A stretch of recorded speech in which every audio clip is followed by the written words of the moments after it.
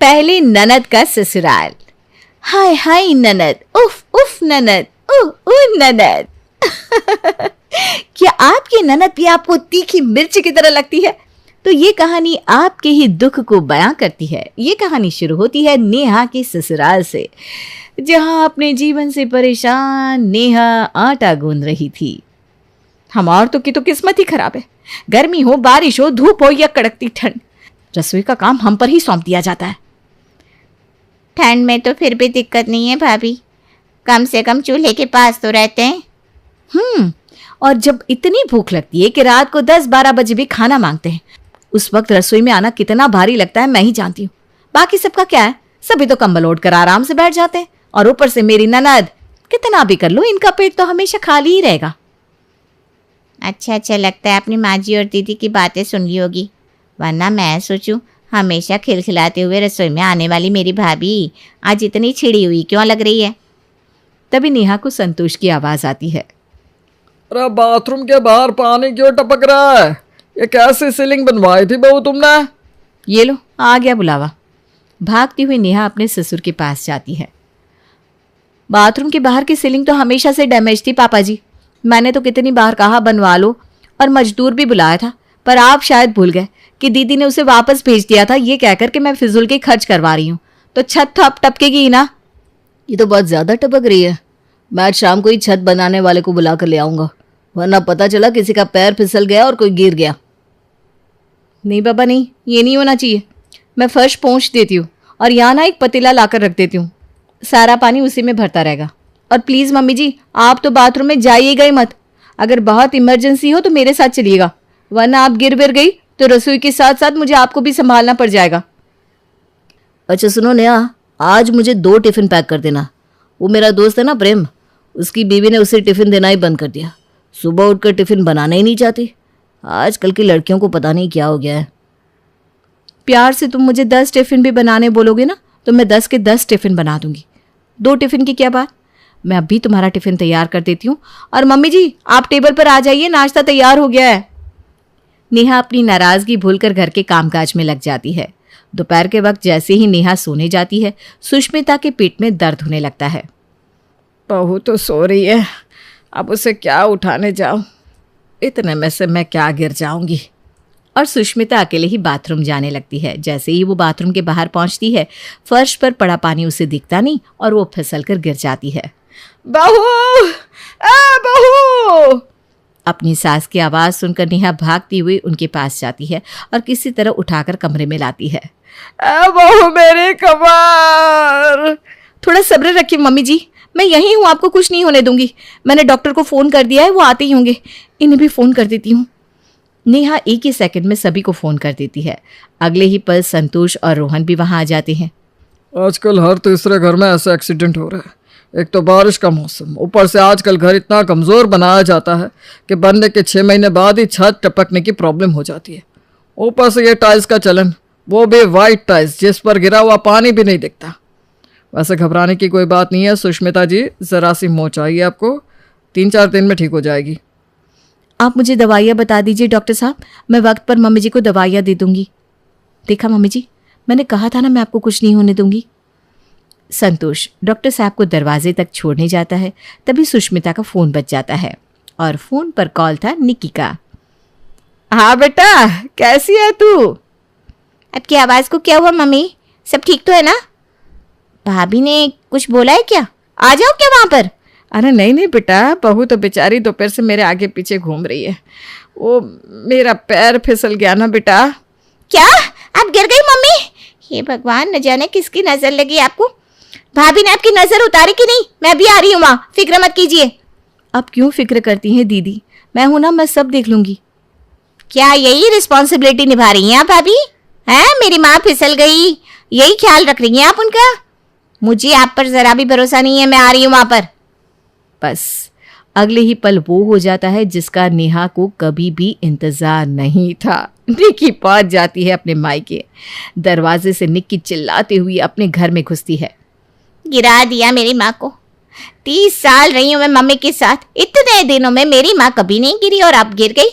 अरे नहीं संभल रही रोहन तुमसे, मम्मी तो कह दो, मैं अपने ससुराल ले जाऊंगी उन्हें। नहीं नहीं दीदी, वो बात नहीं है। बाथरूम के बाहर की छत से पानी टपक रहा है। मैंने कहा भी था मम्मी जी को कि मुझे साथ में लेकर जाइएगा, पर जैसे ही मैं थोड़ी देर लेटने गई, मम्मी जी बाथरूम चली गई और फिसल गई। ये सुनते ही निक्की अपनी लड़ाई का टॉपिक भूल जाती है और अपनी माँ के कमरे में जाकर उनसे कहती है, पहले तो भाभी दोपहर में नहीं सोती थी मम्मी, अब ये नया टंटा भी शुरू कर लिया है, अच्छी बात है। दरवाजे पर खड़ी नेहा ये बात सुन लेती है। दीदी आई नहीं कि इनका ड्रामा शुरू हो गया। मैं जानती ही थी ये मम्मी जी से मिलने नहीं आई, मेरी खुशी को आग लगाने आई है। घबराइए मत दीदी, मैंने कुछ नहीं सुना। अरे घबराए मेरे दुश्मन, मैं कोई तेरी चुगली थोड़ी ना कर रही हूँ जो घबरा जाऊंगी तेरे आने से। आजा तू भी आजा, अब तो ये घर मुझसे ज्यादा तेरा ही है। मुझे पता लगा कि तू दोपहर में सोती है तो चैन आया मेरे कलेजे को। चलो कोई तो आराम कर पा रहा है, वरना क्या बताऊं मम्मी, मेरी सास एक पैर पर खड़ा रखती है मुझे। मजाल है कि रात के 1 बजे के पहले मैं एक झपकी भी ले लूं। इस मामले में आपकी किस्मत का जवाब नहीं भाभी। वो तो है दीदी, हर मामले में मेरे ससुराल वाले अव्वल है। आप मम्मी जी से बात कीजिए, मैं तब तक सभी के लिए खाने की तैयारी कर लेती हूँ। नेहा किचन में जाकर सभी के लिए रात के खाने का इंतजाम करती है। खाने के टेबल पर सभी को खाना परोसकर नेहा भी खाने बैठती है। कितना अच्छा लगता है ना जब पूरा परिवार एक साथ खाना खाता है। हाँ बेटा, ये तो है। देखिए सुष्मिता जी, आपके गिनने से भी फायदा हो गया। मैं तो ये चीज़ नहीं मानती कि ननद के रहते भाभी नहीं बैठ सकती, पर मेरी सास बाबा रे इन चीज़ों को बहुत मानती है। मेरे ससुराल में तो क्या बताऊँ मम्मी, अगर मेरी ननद आई हुई हो और वो खाने के टेबल पर बैठी हुई है तो मेरी सास मुझे उनके साथ खाने पर बैठने तक नहीं देती। और भाई ननद का दर्जा भी ऊंचा ही रहता है, तो मैं भी क्यों ऐसा करूं। जब तक सभी खा नहीं लेते मैं वहीं खड़ी रहती हूँ। क्या पता किसे कब क्या चाहिए हो। सबको खिला कर सबके खाने के बाद ही मैं खाने को बैठती हूँ। सबको खाता देखना मेरा मन तृप्त हो जाता है। मेरा खाना भी बर्दाश्त नहीं हो रहा है। 2 घंटे मेहनत करके खाना बनाया मैंने, उसमें भी दीदी को चाहिए कि मैं साथ में ना खाऊं। बात तो पते की है बेटा तूने। हमारे ज़माने में भी बहुएं कहाँ ससुर ननद जेठ के साथ बैठकर खाती थी, पर आजकल कोई इन नियमों को माने तब ना। किसी तरह निकी के आने के बाद का पहला दिन तो निकल जाता है। अगली सुबह रात को देर से सोने के कारण नेहा 7 बजे अपने कमरे से बाहर आती है, जिसे देखते ही फुसफुसाती हुए निकी सुष्मिता से कहती है, इतनी देर से आँख खुलती है घर की बहू की, ये कोई अच्छे लक्षण तो नहीं लगते मम्मी मुझे। मैं घर पर आती नहीं कि भाभी के सारे पैतरे शुरू हो जाते हैं। देर से उठना, पेट दर्द, सर दर्द और मायके की याद। मैं नहीं समझती क्या मम्मी, मेरा कलेजा नहीं जलता। मेरे जाते ही फट से पराया कर दिया सबने मुझे। अरे नहीं नहीं मेरी लाडो, ऐसी तो कोई बात नहीं है। तू इस घर की बेटी है, तू उदास रहेगी तो घर की बरकत कैसे होगी। देखना कल सुबह ही भाभी बोल पड़ेगी कि दीदी आप आ गई। 2-3 दिन की बात है तो मैं भी अपने मायके होकर आती हूँ उसी बहाने। अरे नहीं नहीं बेटा, बहू अब ये नहीं कह पाएगी, अभी मेरे कमर में मोच आई हुई है ना। कभी कभी ना आप पर तरस आ जाता है मुझे मम्मी, काश मेरी सास आप जैसी होती। अरे मेरी भोली माँ, कब तक अपनी बहू पर मुंह धोकर बैठी रहोगी। भगवान न करे जब तक तुम्हारी आँख खुले तब तक देर ना हो जाए। आप कुछ कह रही हैं क्या दीदी? तो ज़रा ज़ोर से कह लीजिए। अब 24 घंटे घर में घुनूर घुनूर आवाज़ें आती रहेंगी तो आदमी का सर तो पकड़ ही लेगा ना, और उस सर दर्द के कारण नींद तो देर से ही खुलेगी। मेरी बोली भी खटकने लग गई भाभी। किसी दिन मेरे ससुराल चलकर देखिएगा किस तरह मेरी सास मेरी ननद के आगे पीछे करती रहती है। इसमें आपकी गलती नहीं है भाभी। जब यहाँ बैठी मेरी माँ ने ही कभी आपको रोका नहीं तो मैं होती कौन हूँ कुछ बोलने वाली। ये कहकर रोती हुई निकी अपने कमरे में चली जाती है। कुछ देर बाद सुष्मिता की तबीयत पूछने उसकी सहेलियां घर आती है और अपनी भाभी की चुगली करने का ये मौका निकी छोड़ती भी कैसे। अरे आधे घंटे से ऊपर हो गया इनको आए, और भाभी से चाय नाश्ता भी पूछने को नहीं बना। हमारे घर का आपसे क्या छिपा है आंटी। बर्तन वाली तो ऑलरेडी है घर पर, कपड़े मशीन में धुलते हैं, डस्टिंग तो मम्मी खुद ही कर लेती है। बच्चा 4 लोगों का नाश्ता। आजकल की बहुओं को ये भी भारी हो गया है। घर वालों को ही यहाँ कोई पूछना नहीं चाहता तो मेहमानों को कौन पूछे। मैं ही जाकर चाय नाश्ता लेकर आती हूँ। किचन में जाकर अपनी माँ की सहेलियों के लिए निकी कोल्ड ड्रिंक लेकर आती है और वहीं सभी के साथ बैठ जाती है। ये सूट तो बड़ा जच रहा है बेटा तुझ पर। आने के सगुन पर नेहा ने दिया क्या? सगुन? काहे का शगुन आंटी जी? ना आते वक्त हाथ में कुछ रखती है भाभी, ना ही जाते वक्त।